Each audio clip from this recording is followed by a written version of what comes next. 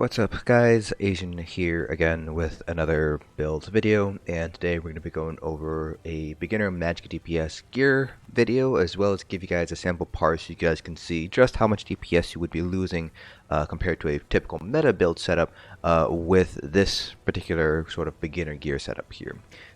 So the basis behind pretty much all of my beginner gear setup videos is to give you guys one of the best setups for anybody who's just picking up the game for the first time. So the basis behind all my beginner gear is basically take any gear that is overland, that's either crap that you can buy it off guild traders, and use that to create the best build I possibly can. So we're not going to be doing any sort of monster helms. We aren't going to be farming for dungeon sets or trial sets, even though they might be base game. The idea again is to have somebody who just picked up the game, just grinded up to CP 160, and needs just gear to kind of get things started. That this build is designed around that sort of mindset here. So again, to have those limitations in place, we're not able to transmute jewelry, we aren't going to be farming for any trials gear, we don't have any access to any DLC gear except for those you can buy off of guild traders.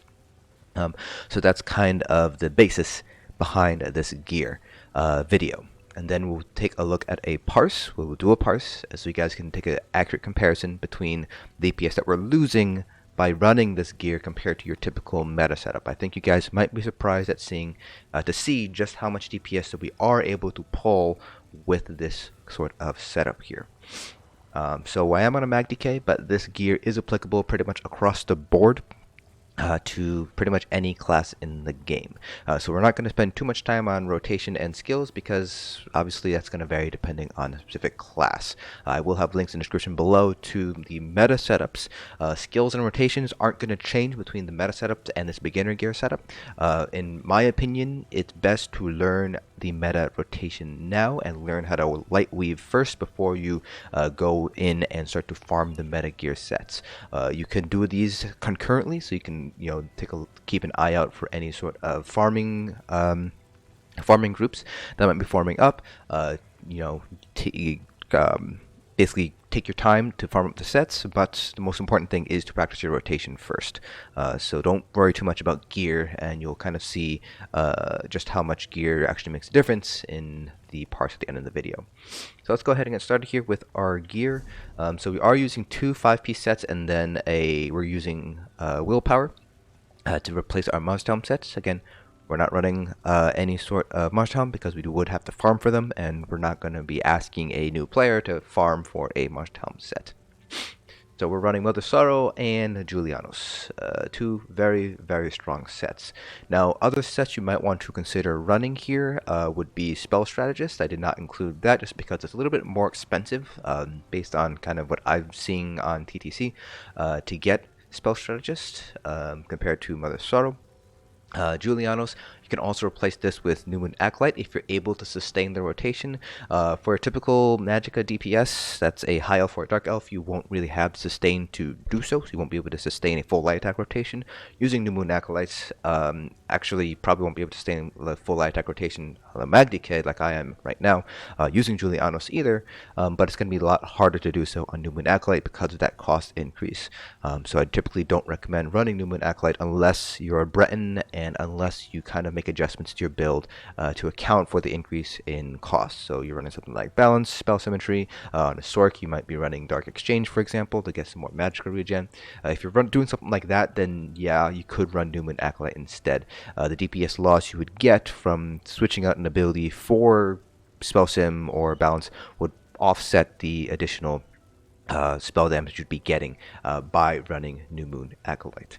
In terms of armor traits and enchants, all divines, all max Magicka. The Mother Sorrow, we're having the hat and shoulders here because those are pretty cheap to get off guild traders. Then we have 2-piece willpower. So willpower is a pretty cheap set here. I will note here that even though I do have gold jewelry and gold armor, you can have all these be purple. The DPS difference is going to be pretty small.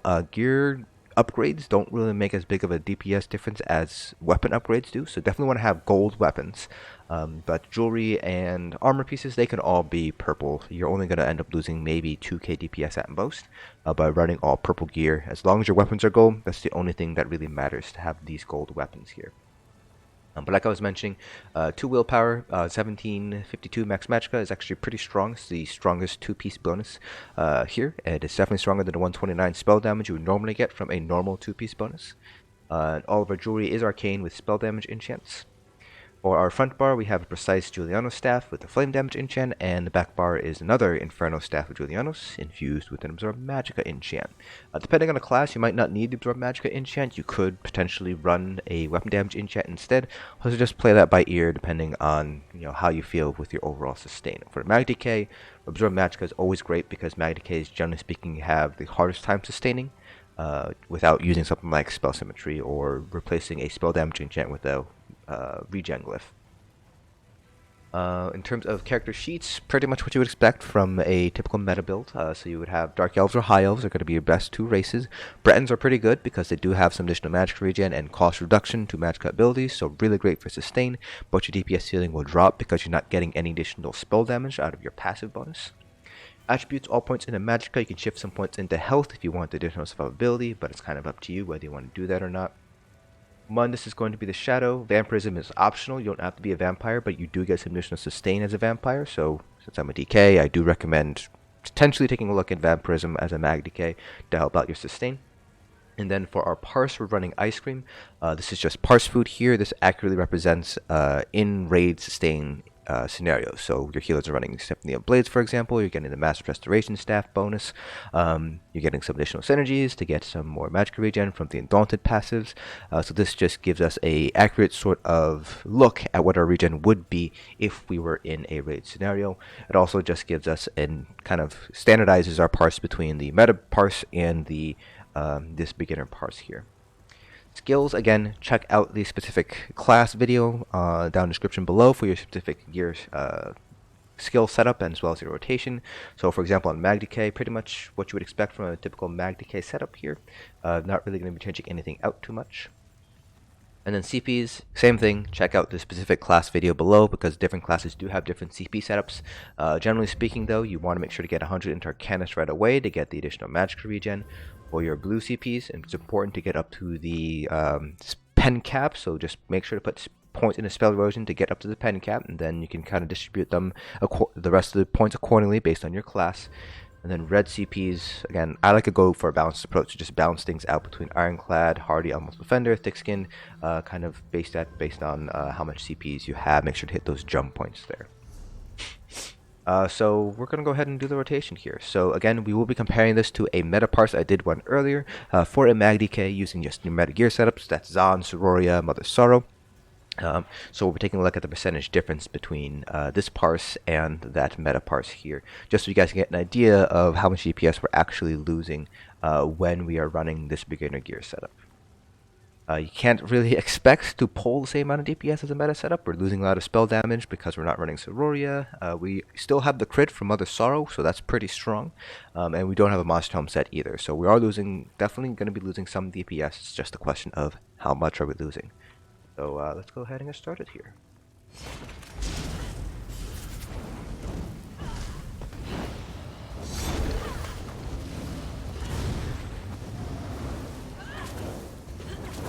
It's off to a bad start. I missed a couple of light leads already.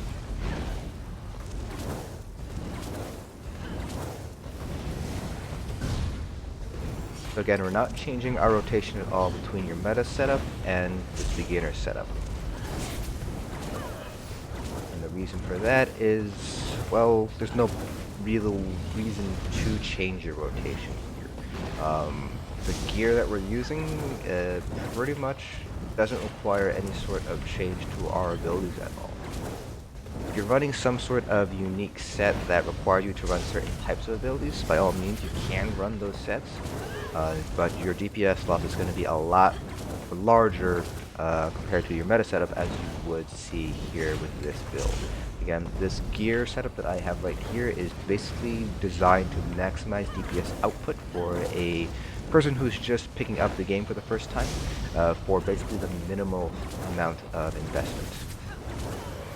I should say minimal amount of time investment. Obviously Mother Sorrow is relatively expensive, not necessarily a cheap set, but it's also not the most expensive set you can buy either. I mentioned Spell Strategist earlier. Spell Strategist is, just from what I can see, as expensive or more expensive than Mother's Sorrow. So I was thinking of Mother's Sorrow here. One of the things you might notice here, at least some of the mag decay, is that our sustain's a little bit easier. Part of that is we have larger magical pools compared to your typical meta setup because we have Arcane and Willpower. But if you go ahead and open up the mag decay video and take a look at these parses side by side, and take a look just at the DPS counter as we're doing the parse, you might notice that we're actually not doing that poorly when it comes to DPS. Definitely a bit lower than their meta setup with Mother Sorrow and Soroya, but considering that we are sticking with Mother Sorrow, and we are still getting some spell damage from using Julianos, actually not that bad of a DPS loss. Compare that with a stamina DPS, which you will see tomorrow, I believe, where you're losing Reliquin and Laquestes that Major Slayer from Laquestes. It's a much more drastic DPS loss with our beginner gear setup for stamina DPS. For your beginner magic DPS setup, because Mother Sorrow is so strong and because it's pretty easy to get, you're actually not losing that much DPS. This is of course assuming that you're able to do your rotation very well. So like I mentioned, before we started the parse at the beginning of the video, mashing rotation is going to give you the best return on your DPS, the biggest increase versus time invested. I would typically not recommend farming for gear, or at least not actively farm for gear, until you've mastered your rotation. At the very least, master light weaving first, before you go out and start actively farming for gear.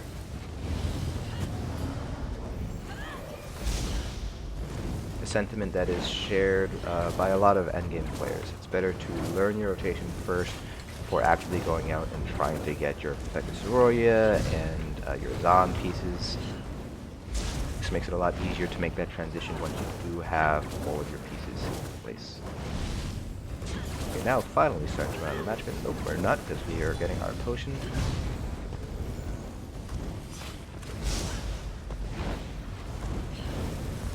We're gonna have our standard up, so you might not even need to heavy attack at all compared to your meta build where we didn't have as much Magicka, so we had to heavy attack a few times. I'll show you the parse with the meta setup to show you that we did have to heavy attack.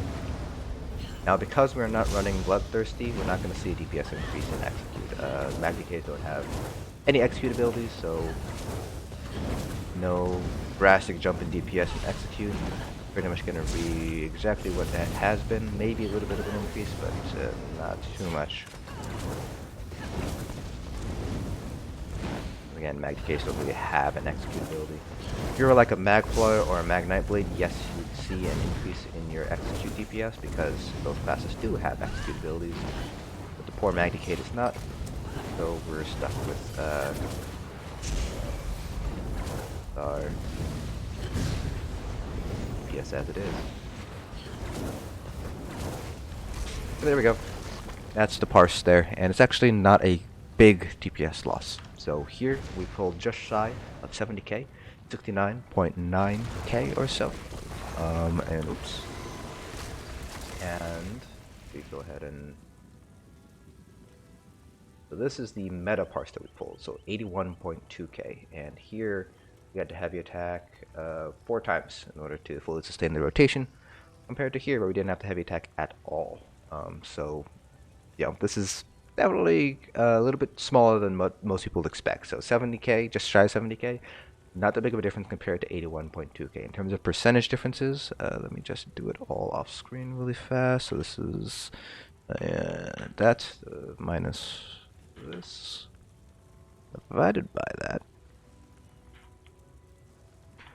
So that's about a 16% drop in DPS. Again, it is noticeable, definitely noticeable. Again, we're losing out on Zon, we're losing out on Minor Slayer from Soroya, we're losing out on some additional spell damage from Soroya.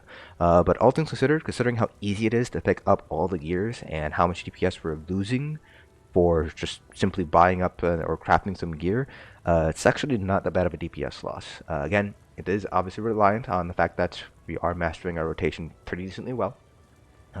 But yeah, a beginner gear setup is definitely capable of pulling the DPS needed to get into a lot of vet trials. So 70k here on Magicka DPS, that would be enough to get you into the vet Kragler trials.